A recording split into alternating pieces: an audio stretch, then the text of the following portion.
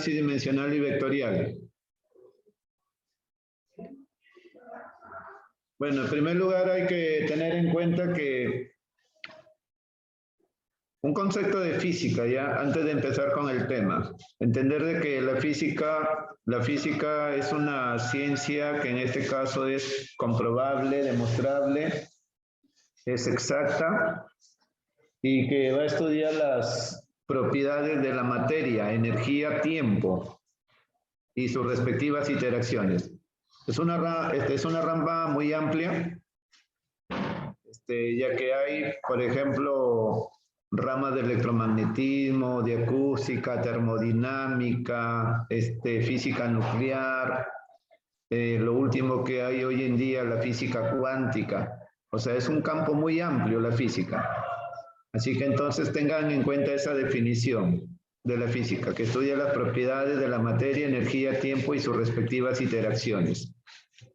Entonces, ahora cuando nosotros hablamos el primer tema, análisis dimensional, entonces nosotros tenemos que tener en cuenta primero lo que es magnitud, ya magnitud física. Entonces, la magnitud física va a ser todo aquello que es medible. Todo lo que tú puedas medir va a ser magnitud física. En la menor forma de representación, o sea, la forma más sencilla, en otras palabras, toda magnitud física debe tener número y unidad. Nosotros podemos medir el tiempo, la masa, el área, el volumen de cuerpos, objetos, pero no podemos de repente medir los sentimientos de una persona. Entonces, lo que no es medible simplemente no es magnitud física, ¿de acuerdo? Y lo que se pueda medir sí va a ser magnitud física. Entonces, aquí viene un concepto respecto a lo que es medir. Medir va a ser comparar el atributo común que puedan tener dos objetos distintos.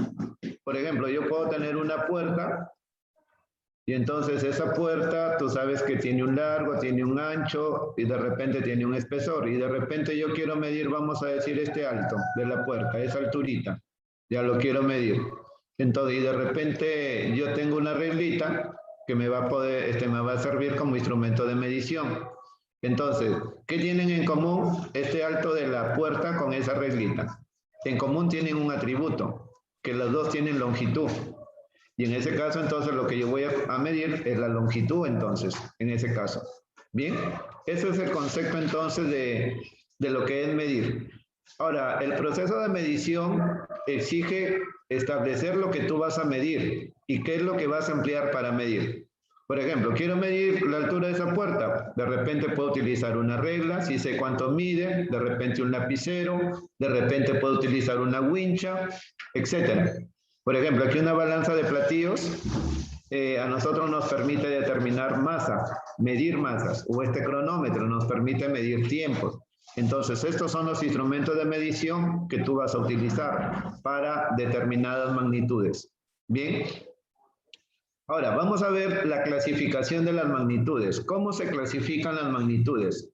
Hay dos grandes grupos. El primer grupo de clasificación es por su origen. Entonces, por su origen, las magnitudes pueden ser fundamentales. Cuando hablamos de magnitudes fundamentales, son aquellas magnitudes que te van a servir de base, para que tú puedas definir a las demás magnitudes. Estas magnitudes son contadas. Están establecidas en tres sistemas: sistema absoluto, el sistema internacional y el sistema técnico. Y el otro grupo de magnitudes por su origen son las magnitudes derivadas. Estas magnitudes derivadas se van a obtener por la combinación de magnitudes fundamentales. Dicho en otras palabras, las magnitudes derivadas se van a expresar en función de las fundamentales. ¿De acuerdo? El grupo de magnitudes derivadas es muchísimo. Hoy en día siguen apareciendo más y más y más magnitudes porque la física avanza. Hay nuevos conocimientos que uno desconoce. Pero ya el día que aparezcan de repente, entonces esa lista de magnitudes derivadas comprobarás que sigue creciendo. Bien.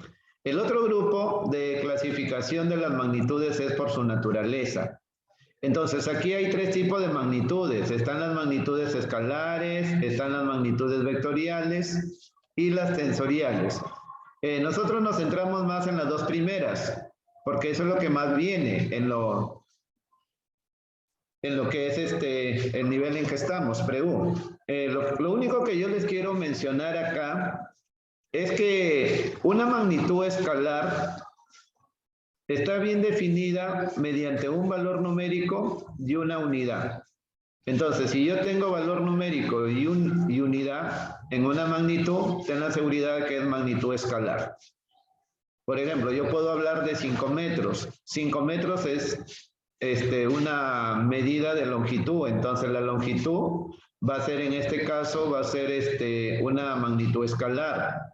De repente puedo hablar de 3 kilogramos. Kilogramos también hace referencia a masa, entonces la masa es una magnitud escalar.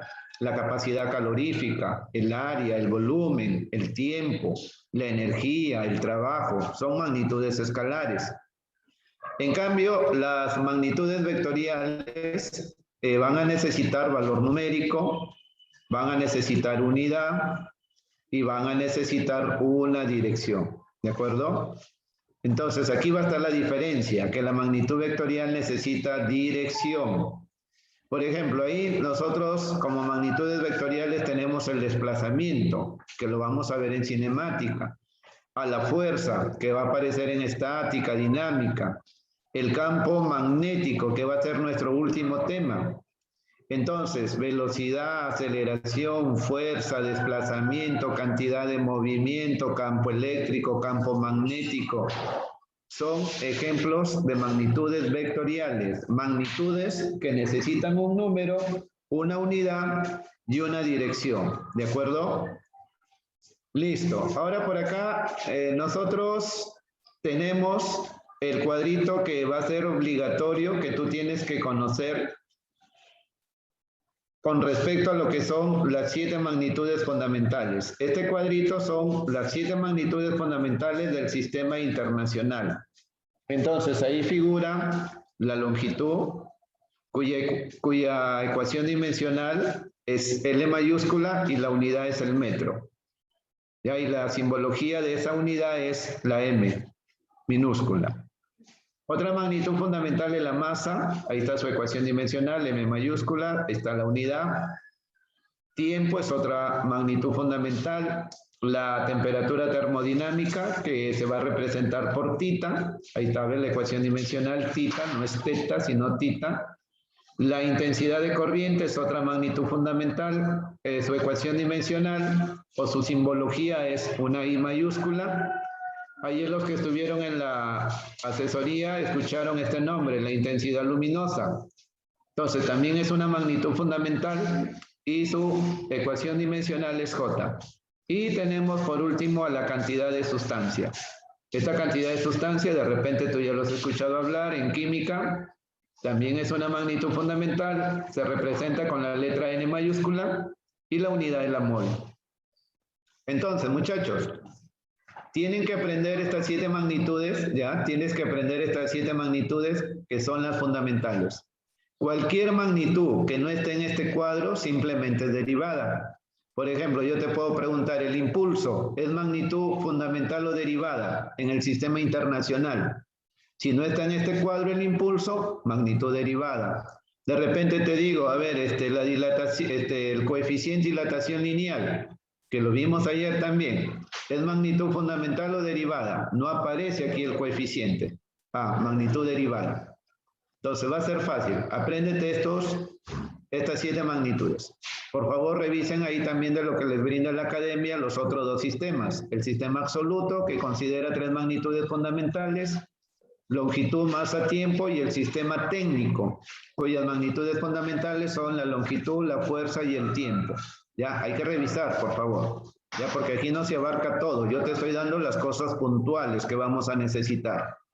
A ver, por acá está ya el tema, análisis dimensional.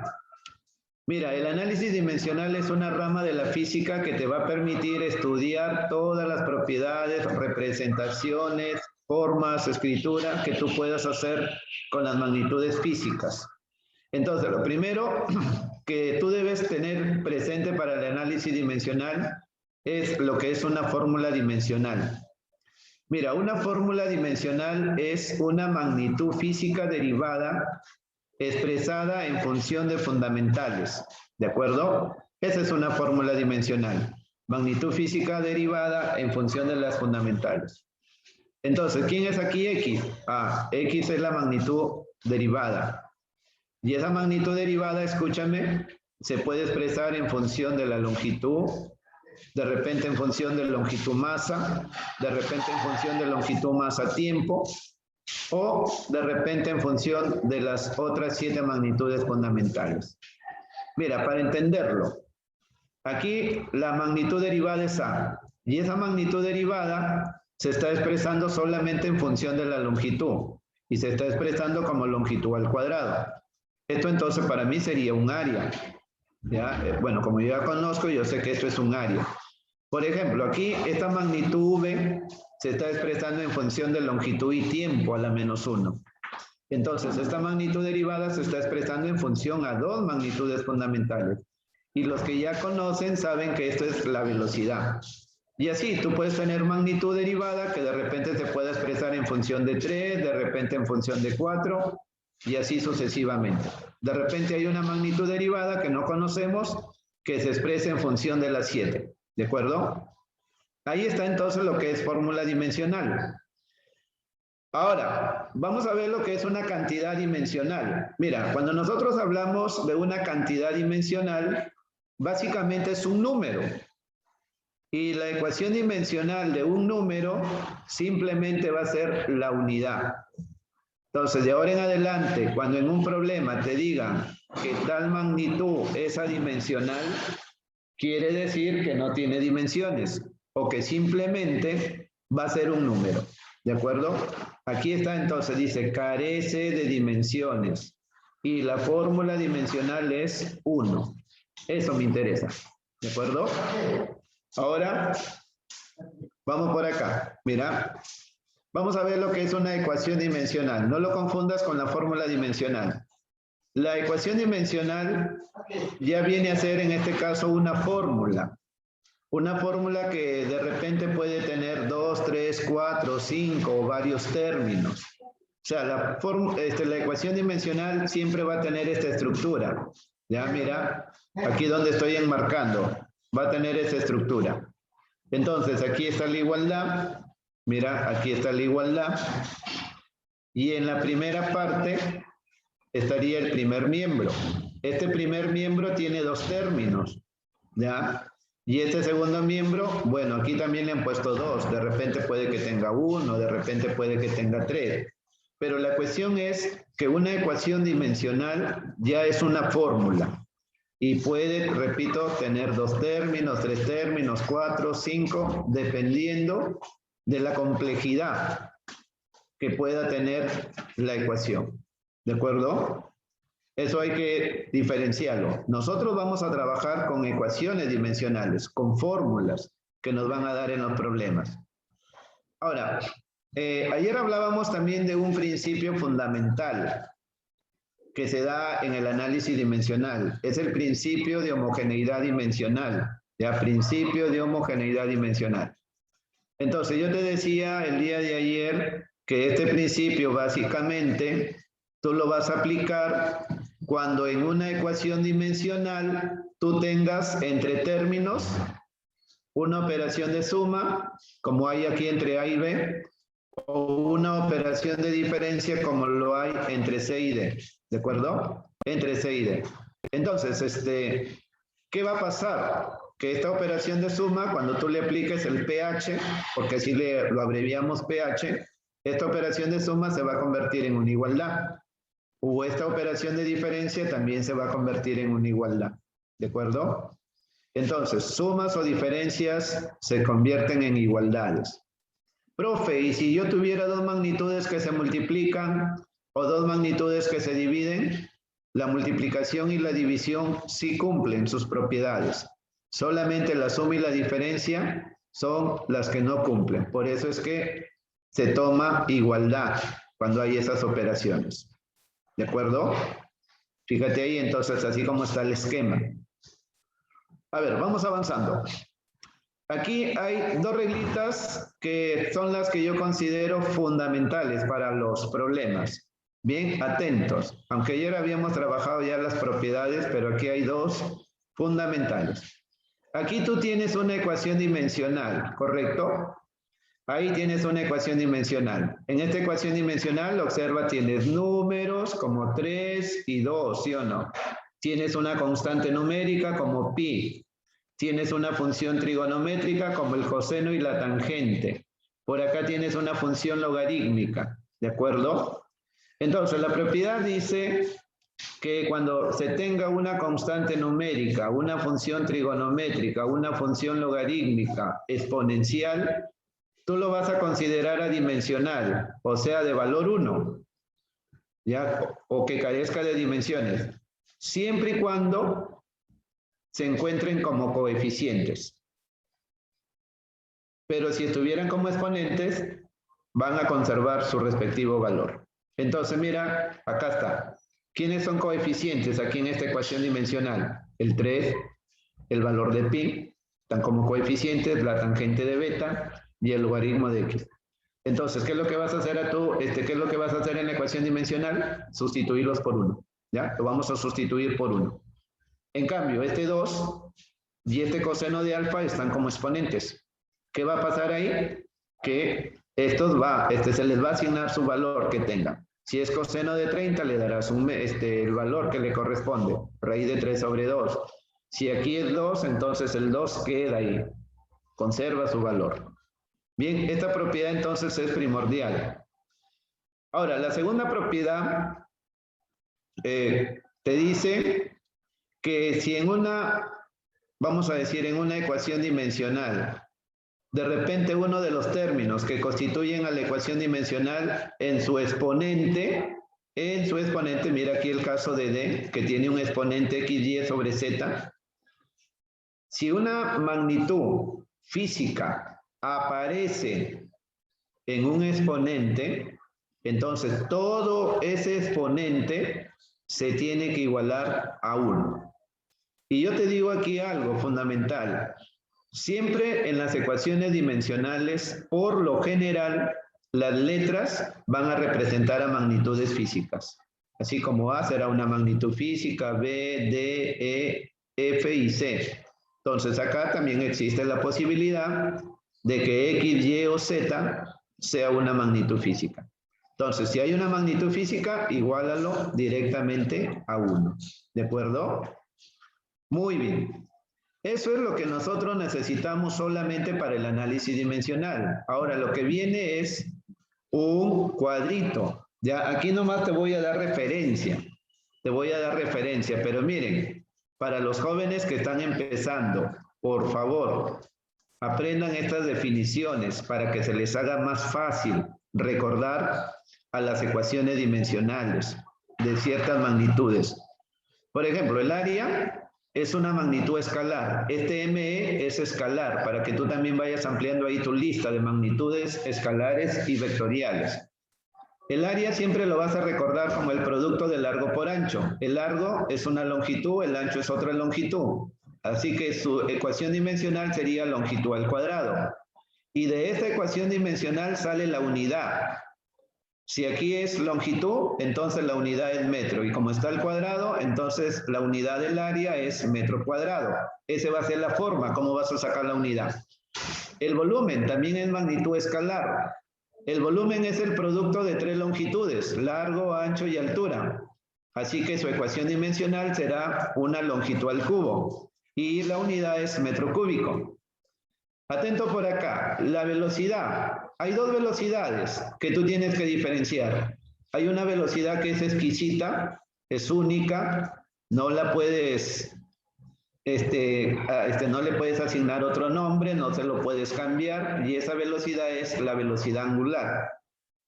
Ella es única, pero hay otra velocidad que sí le puedes poner otros nombres. Velocidad lineal, velocidad media, velocidad promedio, velocidad instantánea, velocidad límite, velocidad tope. Le puedes poner cualquier otro nombre. ¿Cuál es la diferencia? Bueno, las dos son vectoriales. La diferencia está que la velocidad que le puedes, yo siempre lo digo así, general, la velocidad general, lo vas a definir como espacio sobre tiempo.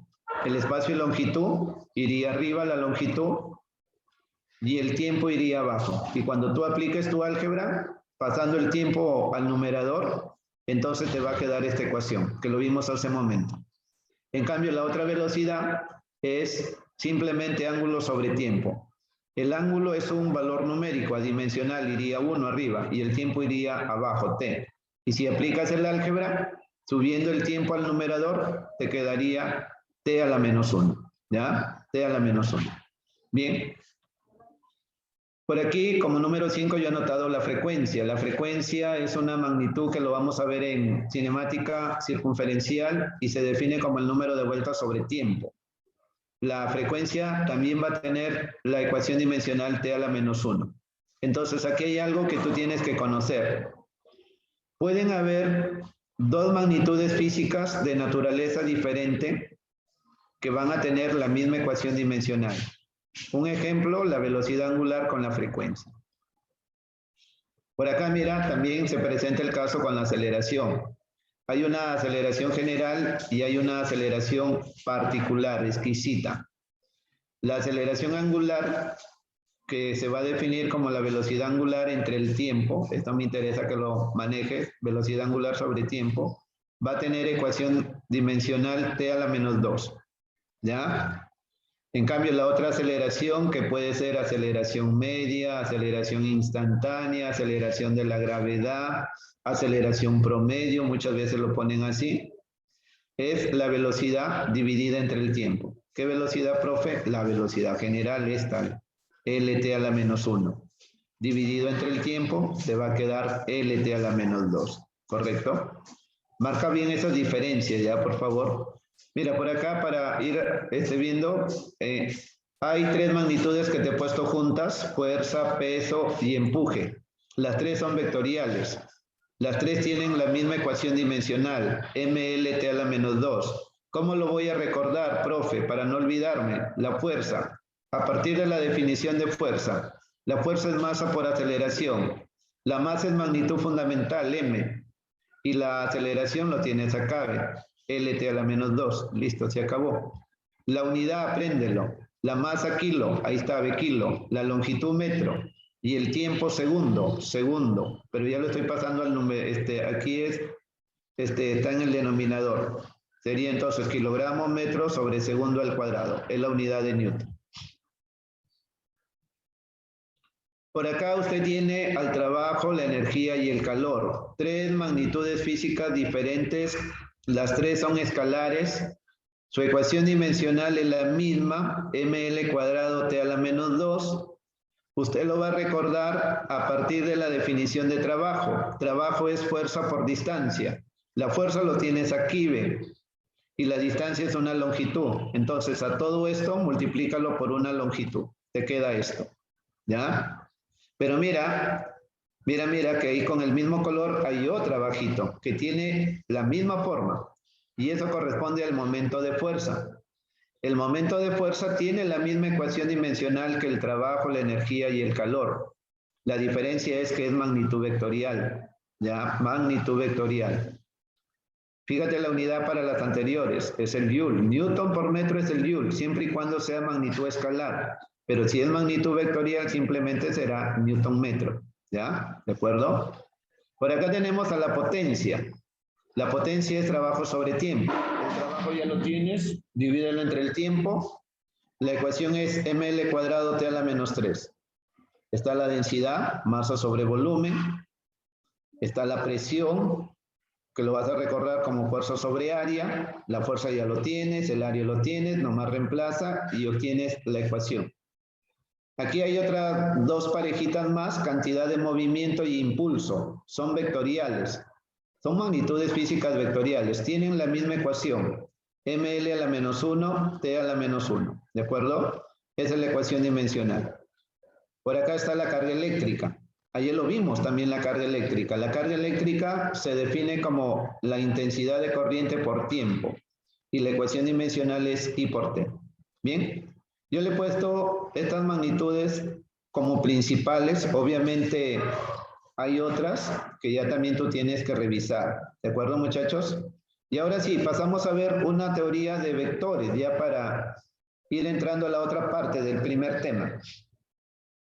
Mira, los vectores son entes matemáticos que te van a permitir representar a las magnitudes vectoriales. Ahí está, entes matemáticos que representan a las magnitudes vectoriales.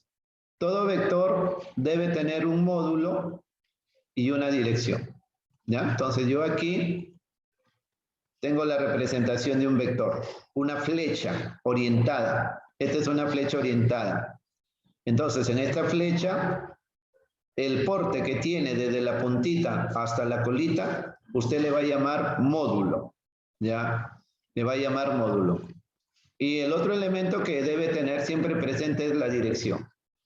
Estos dos elementos son suficientes, porque por acá de repente encuentras en un libro la cabecita que se le llama sentido, que la colita se le llama punto de aplicación y que hay una línea de acción por donde se desplaza el vector. Ya son también podemos considerarlo elementos, pero los primordiales son el tamaño y la dirección. Bien, aquí también, miren muchachos, yo quiero que ustedes diferencien cuando trabajemos en vectores. Si tú tienes una letra mayúscula o minúscula con una flecha arriba, así como está aquí señalándole el puntero, usted lo va a leer vector. Vector A, vector B, vector M, vector R, vector X, dependiendo de la letra que estés usando.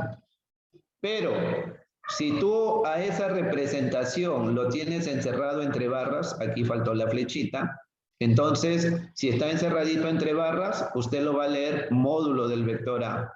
Y si no está así encerrado entre barras, simplemente está la letra sin flecha arriba, eso también se lee módulo.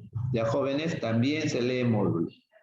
Bien, aquí están los dos elementos que te mencioné. El módulo o magnitud es el tamaño, el porte del vector, y la dirección. La dirección es el ángulo que va a formar la línea de acción del vector con la horizontal. Y siempre se va a medir en sentido antihorario. A ver, mira, ¿qué pasaría si de repente yo tengo un vector ubicado, vamos a decir, en un sistema de coordenadas? Ya tengo ahí un vector, vamos a llamarle ese vector un vector A, ¿de acuerdo?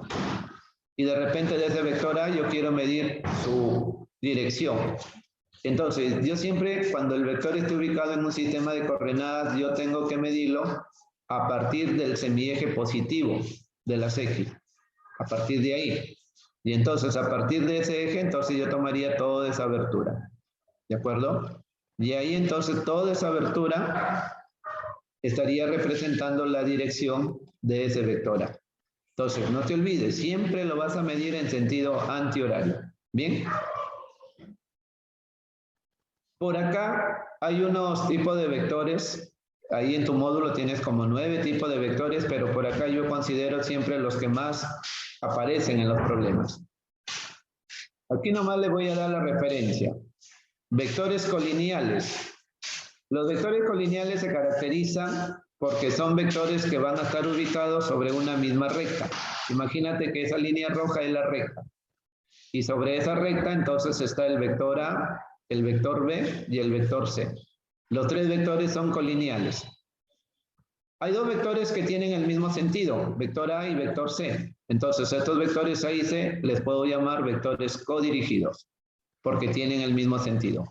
Aparte de colineales, también se les puede llamar codirigidos. Anda viendo, ya anda viendo eso. Otro concepto por acá son los vectores iguales. Dos vectores son iguales si tienen el mismo tamaño. Ahí ven, tienen el mismo módulo. Son iguales si es que tienen el mismo sentido. Mira la puntita, a la derecha. Y tienen la misma dirección. ¿Cuánto vale la dirección aquí, muchachos, de estos dos vectores que van hacia la derecha? ¿Cuánto vale el ángulo ahí respecto del horizontal?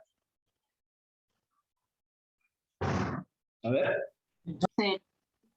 ¿Cuánto vale? ¿Cero? Correcto. Vale 0, no hay ángulo, 0, la dirección es 0. Entonces, mismo tamaño, mismo sentido y misma dirección. Son los tres elementos que deben tener los vectores iguales y se representan así, ¿ven? A flechita arriba igual a B con su flechita arriba. Ahora, vectores concurrentes. Básicamente los vectores concurrentes los vamos a utilizar de aquí en un método para sumar vectores. Pero aquí simplemente yo te digo que 2, 3, 4, 5, 6, 7 o varios vectores son concurrentes si es que ellos, su línea de acción pasa por un mismo punto. Por ejemplo, te das cuenta que el vector A, su línea de acción pasa por ese punto rojo, al igual que C y al igual que B. Entonces, estos tres vectores son concurrentes. El vector opuesto, aquí nomás para mencionarlo.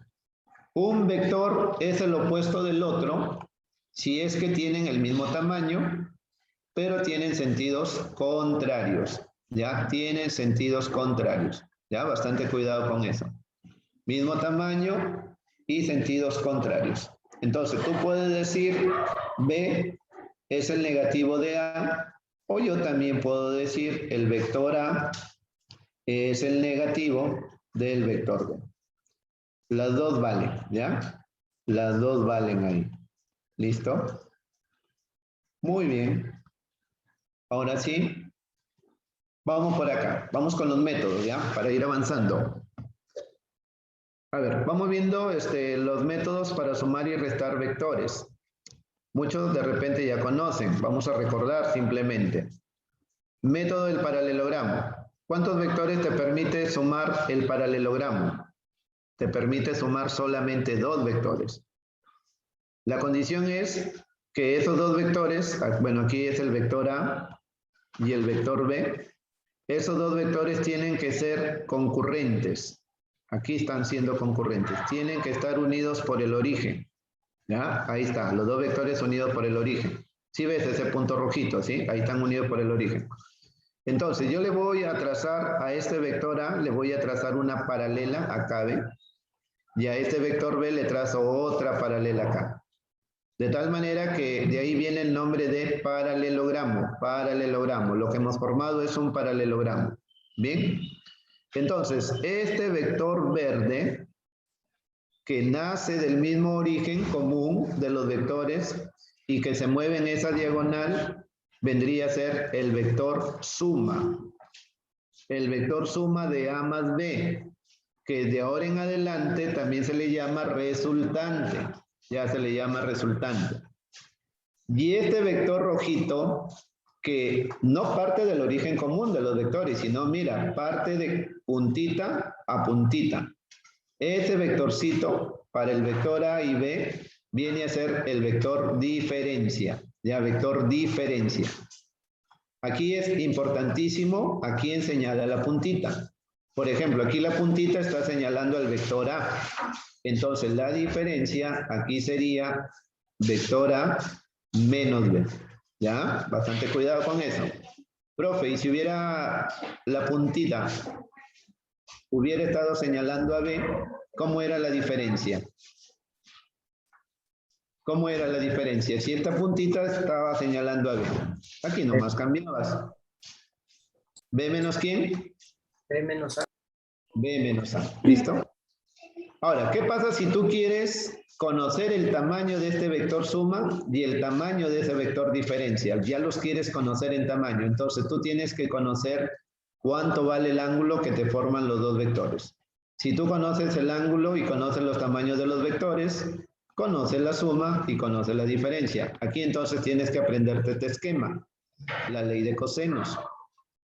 La ley de cosenos que también lo utilizamos ayer y de repente, si hay alguien que recién está empezando, de repente dijo, uy, ¿qué estará aplicando ahí el profesor? Aquí está, ven, miren muchachos. La suma va a ser la raíz cuadrada, módulo del primer vector al cuadrado, más el módulo del segundo vector al cuadrado, más 2 veces producto de los módulos por el coseno del ángulo. Y para la diferencia los términos son los mismos. Simplemente que para la diferencia en el tercer término, aquí debe ir signo negativo. ¿Sí? Aquí también te voy a mencionar dos casitos que son muy frecuentes en los problemas. Si los dos vectores te forman ángulo de 0 grados, usted va a obtener la resultante máxima. ¿Cómo obtengo yo, profe, la resultante máxima? Simplemente sumando los módulos. Si este vector tuviera módulo 8 y este vector tuviera módulo 5 y te piden la resultante máxima, sabes que el ángulo va a ser 0. ¿Cuánto va a ser la resultante? A vale 8, B vale 5, 8 más 5, 13, profe. Listo, se acabó. Si los dos vectores te estuvieran formando 180 grados y te piden la suma de los dos vectores, esa resultante se llama resultante mínima. ¿Y cómo obtengo yo la resultante mínima? Restando los módulos. Acá uno era 8, el otro era 5. Entonces la resultante mínima será 8 menos 5, 3. ¿De acuerdo? Muy bien. A ver, vamos por acá con el otro método para sumar vectores. A diferencia del paralelogramo y la ley de cosenos, el polígono te permite sumar 2, 3 o varios vectores. 2, 3 o varios vectores. Mira, vamos directo al grano. Yo tengo aquí 3 vectores, los cuales tienen diferente sentido. Tienen diferente dirección, obviamente. Y de repente yo los quiero sumar gráficamente. Esa es la idea. Polígono solamente es un método gráfico. Vamos a sumarlos gráficamente. Polígono entonces te dice que los vectores tú tienes que ordenarlos correlativamente, uno a continuación del otro. ¿Ya? Uno a continuación del otro. Y ahorita te explico cómo te vas a dar cuenta que un vector está uno a continuación del otro. A ver, vamos a rayar por acá. ¿Ya? Yo empiezo entonces, si lo quiero ordenar correlativamente, yo empiezo entonces colocando mi vector A. Ya, ahí estoy colocando mi vector A. Está conservando dirección y sentido mi vector A. Fíjate. A continuación voy a colocar mi vector B. Ahorita te indico cómo vas a reconocer que está a continuación. Y a continuación, conservando dirección y sentido, coloco a mi vector C. ¿Ya? Jóvenes, un vector está a continuación de otro cuando aquí en el punto donde se unen siempre debe haber cabecita del primero, colita del segundo. Por ejemplo, el vector B está a continuación de A. El vector B está a continuación de A porque aquí donde se unen está la cabecita del primer vector que es A con la colita del segundo vector que es C, este B. ¿Bien?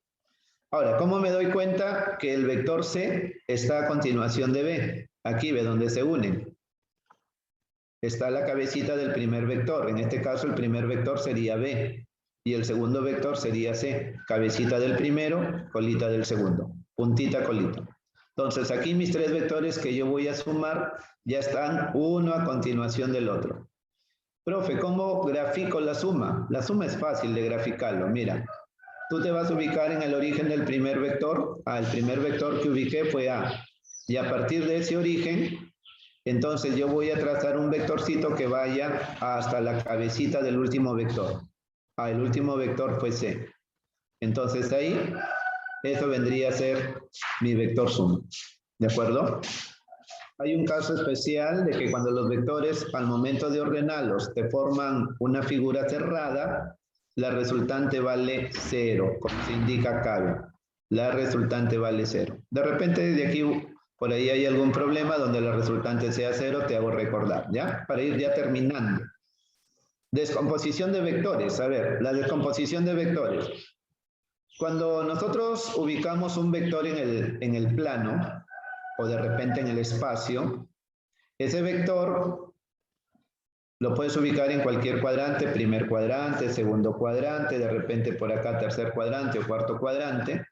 Si ese vector forma un ángulo, bien con el eje X o bien con el eje Y, si el vector forma ángulo, entonces ese vector va a tener 2 componentes. Y esas componentes se van a ubicar sobre los ejes. Entonces, mira, aquí está el vector A, y el vector A está formando ángulo θ con el eje X. Entonces, a partir de su origen, y de acuerdo a la orientación que tiene el vector, de acuerdo a esta orientación que tiene, Entonces va a haber una componente horizontal a la derecha y va a haber una componente vertical hacia arriba. ¿De acuerdo? Componente horizontal a la derecha y una vertical hacia arriba. Bien. Entonces, les voy a indicar lo siguiente.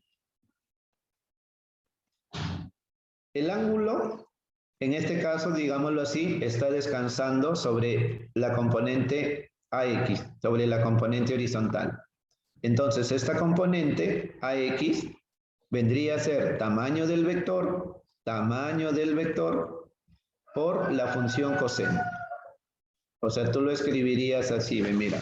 Entonces tú dirías, componente AX va a ser igual al tamaño del vector por la función coseno del ángulo. Y la otra componente, entonces, AY sería el tamaño del vector, el módulo del vector por la función seno del ángulo. ¿De acuerdo? Entonces, cuando tú vas a escribir las componentes del vector, entonces al vector tú lo puedes escribir como un par ordenado. Tú sabes que un par ordenado tiene dos componentes. La primera componente es para X y la segunda componente es para Y, ¿o no? ¿Sí? Listo. Entonces, mira. Aquí anoto para X. Para X anotaría A coseno. Aquí está, mira, A coseno. Y para Y anoto A seno. Entonces, esta escritura que yo tengo acá, esta representación, es la escritura de un vector en componentes rectangulares. Ustedes van a tener en cuenta, miren muchachos, que si la componente está en el eje positivo, acá será positiva. Si la componente queda en el eje negativo, acá tienes que ponerle su signo. De la misma manera, si la componente está en el eje Y positivo, positivo acá. Pero si está en el eje negativo, le vas a tener que poner signo negativo. ¿De acuerdo? Y ya vamos finalizando para empezar bien el concepto del vector unitario. ¿Te acuerdas que ayer también hablábamos del vector unitario? Y una señorita me preguntó, profe, ¿por qué 1? Y yo le dije, porque era vector unitario. Un vector unitario se caracteriza porque su tamaño, su porte, va a ser 1. Ya, su porte va a ser 1. ¿Listo? No, no tiene dimensiones, eso es fundamental. El vector unitario no tiene dimensiones. ¿Cómo lo voy a definir al vector unitario? El vector unitario va a ser el vector dividido sobre su módulo. Por ejemplo, vector unitario de este vector V es el vector V, vector V, vector V, vector V sobre su modulito. Aquí está mi vector V. Mi vector unitario entonces tiene que estar en la misma recta. Ahí en la misma línea de acción tiene que estar mi vector unitario. Ya, ahí, pequeñito, ahí está ese vector unitario. Bien, en los sistemas de coordenadas X, Y, Z, cada eje, el eje X, el eje Y y el eje Z tienen sus vectores unitarios. El eje X, su vector unitario, va a ser siempre representado con la letra I. Para Y, su vector unitario es J. Y para el eje Z es K.